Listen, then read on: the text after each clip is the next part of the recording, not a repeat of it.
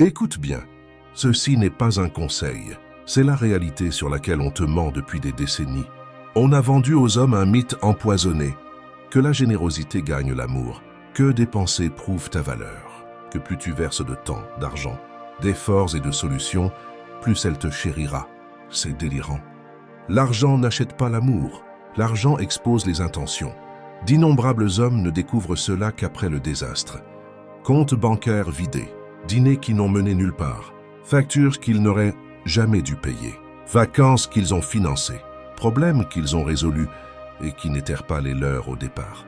Tout cela en poursuivant le moment fantasmé où elle dira enfin « Tu es différent, tu es spécial ». Au lieu de cela, c'est l'inverse qui se produit. Plus tu donnes sans retenue, moins tu es respecté. Plus ta valeur est facile à obtenir, plus vite elle devient invisible. Ce n'est pas de la romance, c'est de la psychologie brutale, ancienne, immuable. Nicolas Machiavel l'avait compris il y a 500 ans. Le pouvoir ne s'obtient pas par une gentillesse incontrôlée. Le pouvoir s'obtient par la stratégie, la retenue et une présence calculée. Si tu en as assez d'être utilisé, assez de saigner tes ressources pour des miettes d'affection, assez de te demander pourquoi être le mec sympa se termine toujours par une trahison, alors protège ce qui compte le plus, ta dignité, ta richesse, ton avenir. Voici 5 principes machiavéliques que tout homme, refusant d'être un distributeur automatique sur pattes, doit maîtriser dès maintenant. N'essaie jamais d'acheter le désir ne s'achète pas. Tu peux louer de l'attention, tu peux acheter de la gratitude temporaire, tu peux même acheter de la compagnie, mais tu ne peux pas acheter une attraction authentique. L'histoire, la psychologie et même le monde des affaires prouvent cette loi simple encore et encore. Une femme qui est vraiment attirée par toi créera du temps. Une femme qui n'est pas attirée par toi créera des conditions. L'une t'invite dans sa vie, l'autre te facture l'accès. Beaucoup d'hommes confondent ces deux dynamiques. Ils croient que s'ils fournissent assez de valeur financière, valeur logistique, valeur émotionnelle, elle finira par réaliser leur prix. Ils pensent « si je l'aide, elle verra qui je suis vraiment ». Mais l'attraction ne fonctionne pas comme la charité. Elle fonctionne comme le pouvoir perçu. Et dès qu'un homme met l'argent en avant, il communique quelque chose de bien plus révélateur que la générosité. Il signale son insécurité. Sans dire un mot, le message devient clair. Je ne crois pas que ma seule présence soit suffisante. Et la psychologie humaine réagit instantanément à ce signal. La dynamique bascule. Tu n'es plus l'homme qu'elle désire. Tu deviens l'homme qui soutient son train de vie. Tu deviens le fournisseur. Et les fournisseurs, dans la logique brutale des relations modernes, peuvent toujours être remplacés. Parce que lorsqu'une relation est bâtie sur la commodité financière, quelqu'un de plus riche peut toujours apparaître. Mais lorsqu'elle est bâtie sur la présence, le respect et l'attraction psychologique, le remplacement devient beaucoup plus difficile. C'est pourquoi les hommes l'un des plus puissants de l'histoire comptaient rarement sur l'argent pour créer l'attraction. Ils comptaient sur l'autorité, le mystère et l'impact émotionnel. Même dans la société moderne, la même règle s'applique. Regarde le monde des affaires. Les entreprises dépensent des milliards pour essayer d'acheter la fidélité par des remises et des promotions. Pourtant, beaucoup d'entre elles échouent. Pourquoi? Parce que la fidélité ne s'achète pas, elle se construit. Le désir ne s'achète pas. Peu importe le luxe de la voiture, le prix de la montre ou le standing de la destination de vacances, tu ne peux pas acheter l'attraction véritable de quelqu'un. Tu peux louer de l'attention, tu peux acheter de la gratitude temporaire, tu peux même acheter de la compagnie pour une nuit, un week-end ou une saison. Mais ce que tu ne peux pas acheter, c'est le feu qui brûle dans le cœur de quelqu'un pour toi. Cette étincelle, cet attrait émotionnel, se mérite, il ne se loue pas. Pense-y. Dans la société moderne, les hommes dépensent des billions chaque année en applications de rencontres, cadeaux et expériences, croyant qu'ils peuvent gagner l'affection avec de l'argent. Pourtant, les études montrent, et le bon sens confirme que la générosité financière prédit rarement la fidélité émotionnelle. Si l'amour pouvait s'acheter, les hommes les plus riches du monde seraient entourés de partenaires fidèles à travers chaque tempête. Ce n'est pas le cas. L'histoire et la vie moderne regorgent de milliardaires qui ont perdu leurs épouses, leurs partenaires et le respect de ceux qu'ils pensaient pouvoir impressionner. Une femme qui est véritablement attirée par toi trouvera du temps pour toi, pas d'excuses, pas de factures, pas d'emploi du temps dicté par le portefeuille. Elle réorganisera sa vie, montrera de l'intérêt pour ton univers et s'investira dans la connexion parce que son désir est émotionnel, pas transactionnel. Une femme qui n'est pas attirée par toi ou dont l'attachement est lié à ce que tu fournis présentera des factures, pas des factures sur papier, mais des factures invisibles sous forme de demandes constantes, d'attentes et de rappels subtils. Tu me dois bien ça. Tu n'en as pas fait assez. Pourquoi ne paies-tu pas pour ça? C'est la relation transactionnelle moderne, se masquant en romance. Et la société l'encourage discrètement. Les réseaux sociaux affichent des styles de vie suggérant que les femmes devraient être émerveillées et que les hommes devraient constamment prouver leur valeur par la dépense. C'est un piège culturel. Beaucoup d'hommes confondent ces deux réalités. Ils se disent « si je l'aide, si je lui achète des cadeaux, si je paie ses dîners, si je finance ses voyages, elle verra enfin ma valeur. » Ce n'est pas ainsi que l'attraction fonctionne. Jamais cela n'a été le cas. Jamais cela ne le sera. L'argent peut amplifier ta vie, mais il ne peut pas créer le désir.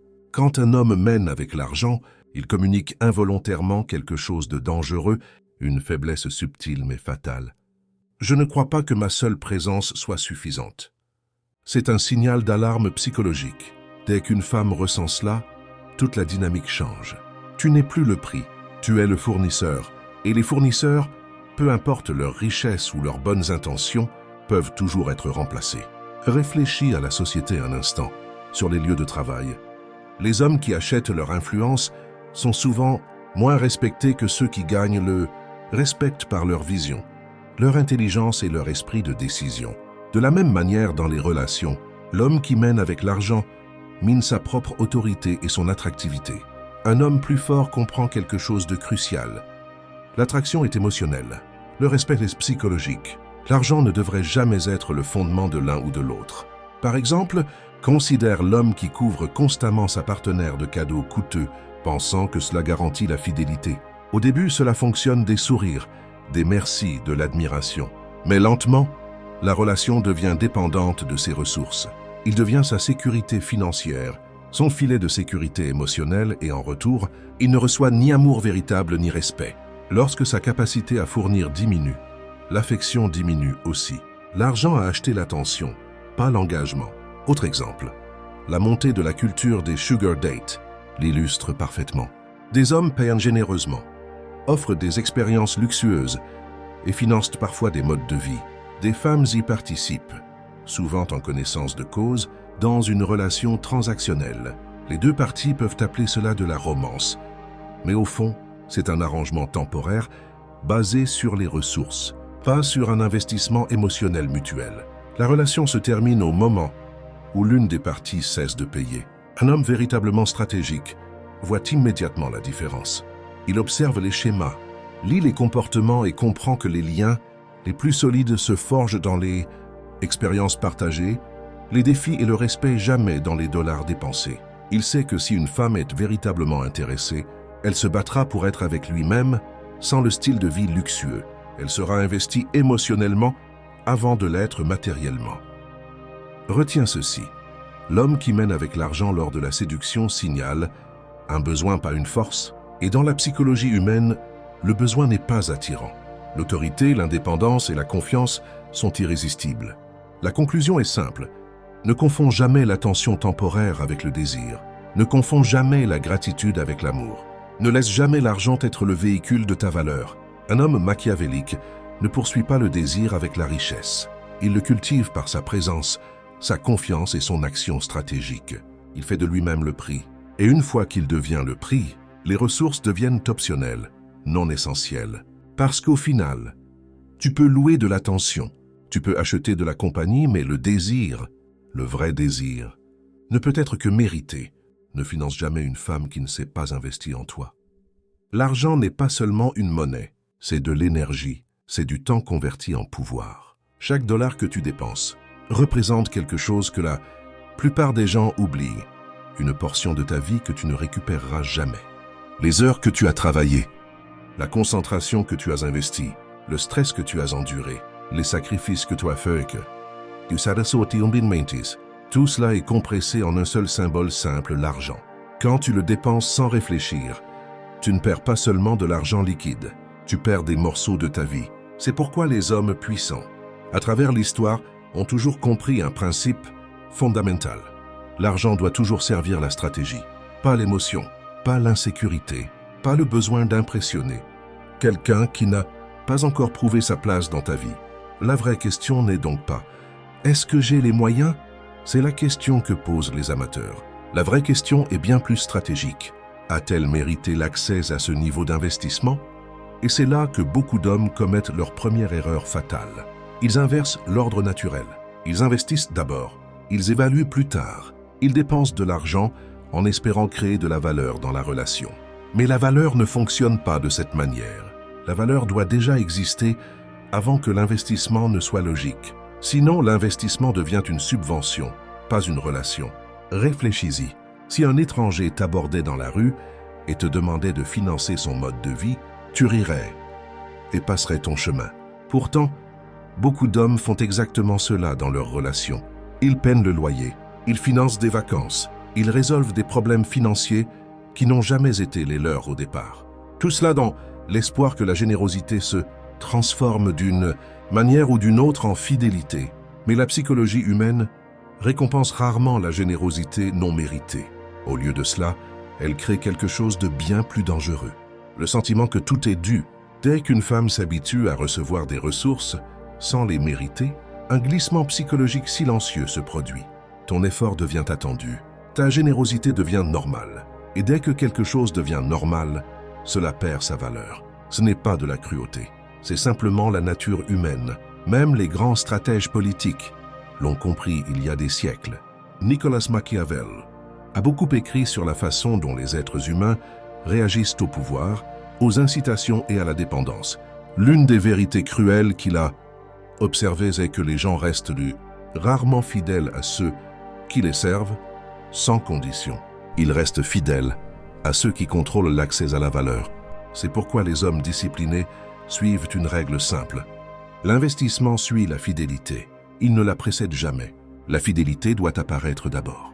La constance doit apparaître d'abord. Le respect doit apparaître d'abord. C'est seulement alors qu'un investissement plus profond prend du sens. Sinon, tu ne construis pas une relation.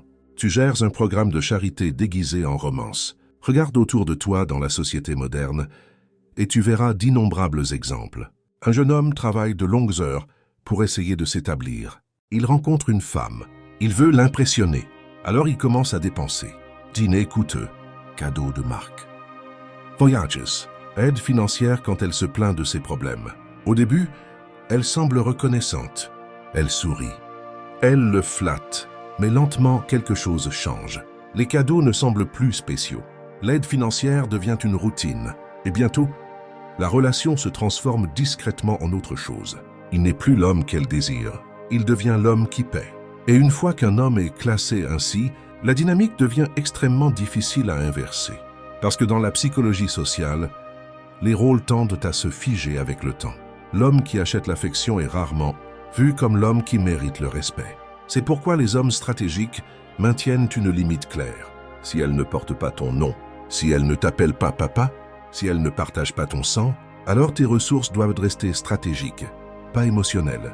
Ton argent doit construire ton avenir, ta stabilité, ta mission, ton héritage, pas le confort temporaire de quelqu'un d'autre. Cela ne signifie pas qu'un homme doit être radin ou peu généreux. Loin de là. Un homme puissant peut être incroyablement généreux, mais sa générosité est intentionnelle. Elle est dirigée vers des personnes qui ont prouvé leur fidélité par le temps, la constance et le caractère, pas par le charme, pas par la beauté, pas par la manipulation émotionnelle.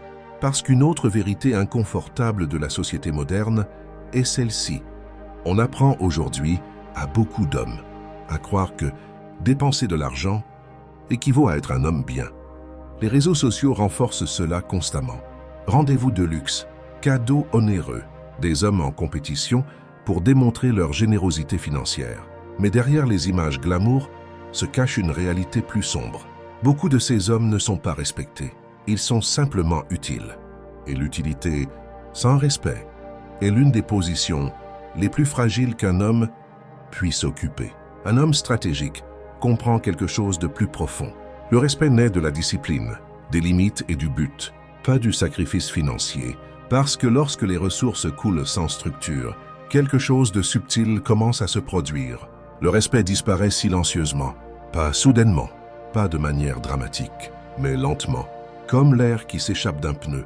Au début, tout semble aller bien, puis graduellement, la dynamique change.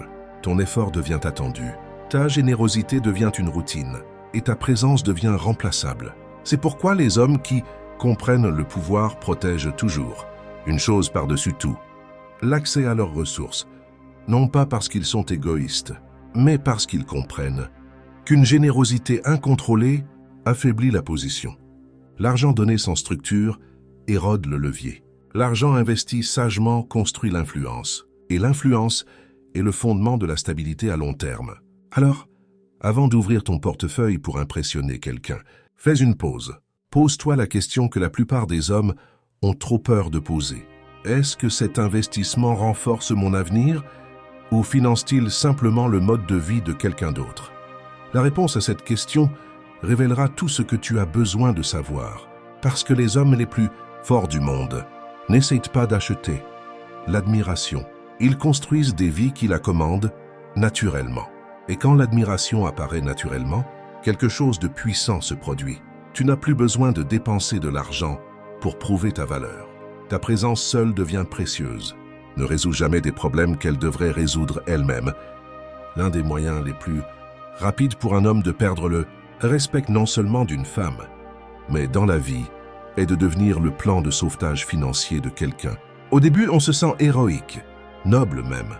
Tu vois un problème, elle voit une difficulté, tu vois une lacune que tu peux combler. Tu interviens, tu aides, tu sauves la mise. Peut-être que sa voiture est tombée en panne. Tu paies les réparations. Peut-être que son loyer est en retard. Tu le couvres. Peut-être que son ami l'a trahi. Et soudain, tu es celui qui apporte un soutien émotionnel et financier. À ce moment-là, on a l'impression de gagner. Tu es le héros, le protecteur, l'homme indispensable. Mais voici le glissement psychologique subtil que la plupart des hommes ne remarquent pas. Chaque fois que tu sauves, tu t'éloignes de l'admiration et tu te rapproches de la dépendance. Tu n'es plus l'homme qu'elle admire, tu es l'homme dont elle attend l'existence quand les problèmes surviennent. Tu es celui qu'elle appelle pour des solutions, pas pour la connexion, pas pour le respect, pas pour l'intimité. Et voici le piège. Quand tout va bien, quand la crise immédiate est passée, ton importance diminue. Tu t'effaces lentement de ses priorités. Parce qu'un homme qui ne se manifeste que pour régler des problèmes n'est jamais vu comme le prix. Il est vu comme la ressource, un outil, une bouée de sauvetage. La société renforce ce schéma chaque jour. Regarde autour de toi.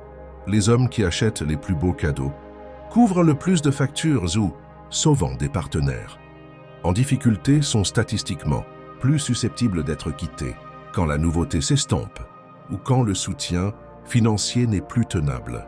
Dans de nombreuses études sociales, les femmes qui comptent sur des partenaires pour un sauvetage financier expriment souvent de la gratitude sur le moment, mais font rarement preuve d'une fidélité à long terme s'il n'y a pas de vision partagée ou de fondation émotionnelle. Pourquoi cela arrive-t-il? Parce que résoudre chaque problème supprime la tension qui crée l'attraction. La tension est ce qui donne aux interactions du relief, de l'excitation et un poids émotionnel.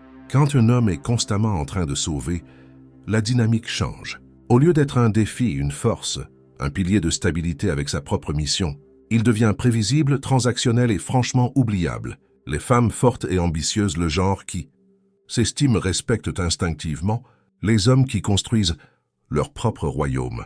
Elles admirent les hommes qui poursuivent des objectifs, protègent leur énergie et privilégient la croissance. Elles n'admirent pas les hommes qui abandonnent leur mission pour régler chaque crise temporaire. Regarde des exemples réels, des PDG, des entrepreneurs et même des figures historiques. Nicolas Machiavel soulignait que le pouvoir d'un leader ne vient pas de la seule générosité, mais de la distribution stratégique des ressources. Dès que les ressources sont utilisées sans discernement, le leader perd son levier, son influence et son respect. Le même principe s'applique aux relations personnelles. Un homme machiavélique comprend cela parfaitement. Il observe, il évalue, il décide quand et où une intervention est véritablement avantageuse. Il n'agit pas par impulsion. Il n'agit pas par émotion.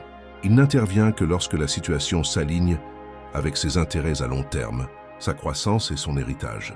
Par exemple, si une femme est véritablement alignée avec sa mission solidaire, ambitieuse et fidèle, un investissement bien choisi peut renforcer le lien. Mais si elle attend simplement une bouée de sauvetage, une solution rapide ou un chèque déguisé en affection, il s'en va. Il réserve ses ressources pour des situations qui multiplient son pouvoir, pas pour celles qui le drainent. Le sauvetage dicté par l'émotion peut faire du bien sur le moment, mais il érode l'autorité, le respect et l'estime de soi au fil du temps. Il crée une dépendance invisible jusqu'à ce qu'il soit trop tard. Chaque fois qu'un homme donne sans but stratégique, il perd une part de sa propre influence, la chose même qui aurait pu le rendre inoubliable. Alors souviens-toi, les hommes puissants protègent leurs ressources comme ils protègent leur esprit. Ils agissent avec précision. Ils investissent dans des situations qui multiplient leur valeur, pas dans celles qui la diminuent. Ils comprennent que le vrai respect ne s'achète pas. Il se mérite, et l'homme qui cesse de sauver sans discernement est celui qui regagne le pouvoir, invisible qui stimule l'attraction, la fidélité et l'admiration. N'utilise jamais l'argent pour rivaliser avec d'autres hommes. Un autre piège dans lequel tombent beaucoup d'hommes est la compétition. Financière, un jeu invisible et toxique, que la société encourage discrètement. Il voit un autre homme acheter des cadeaux coûteux. Il voit des hommes publier des vacances de luxe sur les réseaux sociaux, exhibant des montres de marque, des voitures ou des jets privés. Il voit des pères payer pour des expériences, des dîners et des fêtes qui signalent un statut. Et soudain, sans même s'en rendre compte, ils ressentent la pression de dépenser plus que tout le monde pour prouver leur valeur par les dollars au lieu de leur caractère. C'est une forme subtile de manipulation sociale qui existe partout, dans les publicités, les flux de réseaux sociaux et même les récits culturels. Les films, les magazines et les influenceurs disent constamment aux hommes « Si elle est impressionnée, c'est grâce à ce que tu peux lui donner. » Mais voici la vérité brutale.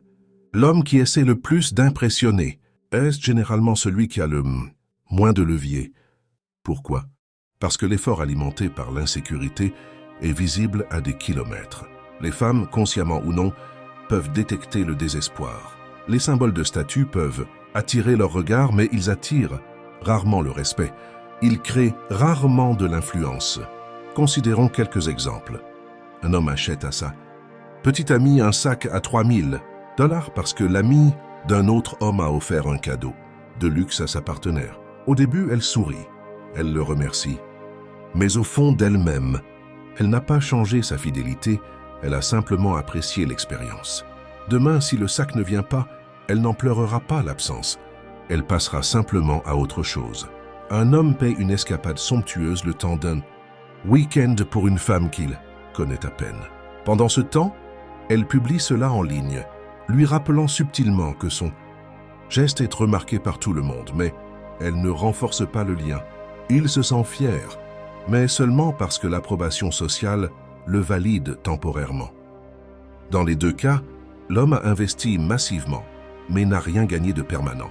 Il a rivalisé par la richesse au lieu de cultiver la présence, l'influence et l'autodiscipline. Les hommes puissants comprennent cela. Ils ne rivalisent pas avec leur portefeuille. Ils rivalisent avec leur présence, leur concentration, leur direction et leur capacité à agir de manière décisive quand cela compte. Un homme qui contrôle ses émotions, gère son temps et investit dans ses compétences, son réseau et son esprit se situent déjà au-dessus de la plupart des concurrents. La richesse est secondaire, elle amplifie ce qu'il possède déjà. L'argent devrait être un outil pour la liberté, pas une arme pour quémander de l'attention. Voici une vérité sociétale. Dans le monde moderne, les réseaux sociaux aggravent ce piège. Chaque défilement montre un succès mis en scène. Chaque publication est un rappel que les autres en font plus. Les hommes se comparent constamment, souvent sans contexte, et risquent de sacrifier leur avenir pour une approbation temporaire. Une stratégie machiavélique, recule d'un pas, observe, ne rivalise pas aveuglément. Laisse ta vie, ta discipline et ta direction signaler ton pouvoir. Laisse la richesse servir ta mission, pas ton ego. Parce qu'au final, l'homme qui rivalise pour l'attention se perd lui-même, tandis que l'homme qui rivalise par la maîtrise et la maîtrise de soi gagne sa vie. Ne confonds jamais la gratitude avec la fidélité. C'est peut-être l'illusion la plus dangereuse dans laquelle un homme puisse tomber. La gratitude est temporaire. La fidélité est structurelle. Une femme peut te remercier aujourd'hui. Elle peut même louer ta générosité en public. Elle peut raconter une histoire sur ta gentillesse à ses amis. Mais ne t'y trompe pas, la gratitude ne crée pas l'engagement. L'engagement se construit lentement. À travers les luttes partagées, le respect mutuel, l'investissement émotionnel et le sentiment d'un destin commun. Il se forge dans des expériences que l'argent ne peut acheter.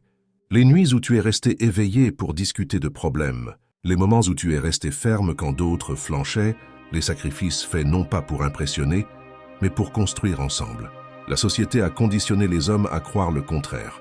Les films, les réseaux sociaux et les récits culturels glorifient l'homme qui gagne, une femme avec des cadeaux, des dîners et des voyages de luxe. Les influenceurs montrent des styles de vie où la romance équivaut à la dépense, et les marques vendent l'illusion que ton portefeuille est la clé de l'affection. Des millions d'hommes tombent dans ce piège chaque jour, convaincus que la générosité financière est la même chose que l'intelligence émotionnelle ou la valeur. Beaucoup d'hommes se réveillent trop tard.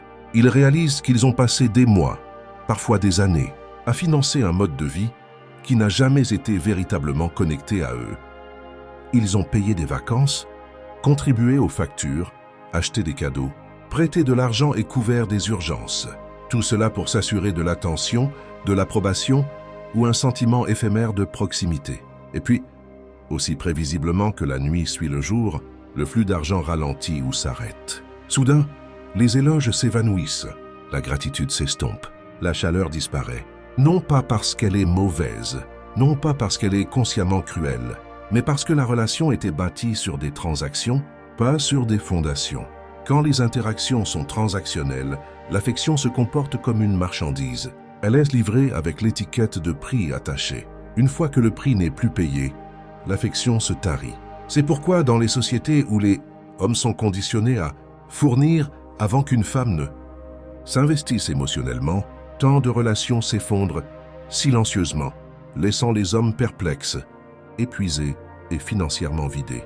Par exemple, l'homme qui finance la voiture, l'appartement et les vacances de sa partenaire pendant qu'elle construit sa carrière, de manière indépendante, peut se réveiller un jour et découvrir qu'elle accorde plus de valeur à l'argent qu'à l'homme. Ou l'homme qui couvre chaque urgence. Pour une partenaire qui refuse de travailler ou de planifier financièrement, apprend trop tard que la fidélité ne s'achète pas, elle se mérite. Même la recherche confirme cela. Les études en psychologie sociale montrent que la gratitude seule prédit rarement l'engagement à long terme. Les gens peuvent apprécier les cadeaux et les faveurs, mais la véritable fidélité provient de l'interdépendance émotionnelle, des objectifs communs et du respect mutuel. L'argent, en revanche, crée souvent un faux sentiment de contrôle, une illusion de courte durée qui érode la connexion profonde au fil du temps. Un homme qui comprend cela repère le schéma très tôt. Il reconnaît que donner sans structure est un piège, que l'amour ne se loue pas et que l'affection liée à la monnaie est une marchandise fragile et conditionnelle. Si tu investis l'argent en premier, la validation en second et le respect en dernier, tu construis sur du sable. Mais si tu te concentres sur la construction de ta propre valeur, de ta propre mission, et que tu exiges un investissement émotionnel avant d'offrir des ressources, tu crées une relation qui ne peut être ni achetée ni vendue, seulement méritée et respectée. Parce qu'au final, la dure vérité est simple. Les hommes qui dépensent pour impressionner perdent souvent le respect, le contrôle et finalement même l'affection. Ceux qui construisent d'abord les fondations, la fidélité, le respect, la vision partagée sont ceux qui gardent tout. La générosité ne gagne pas l'amour. L'argent n'achète pas la fidélité. La gratitude est temporaire. Chaque dollar dépensé pour impressionner quelqu'un qui ne l'a pas mérité affaiblit ton avenir.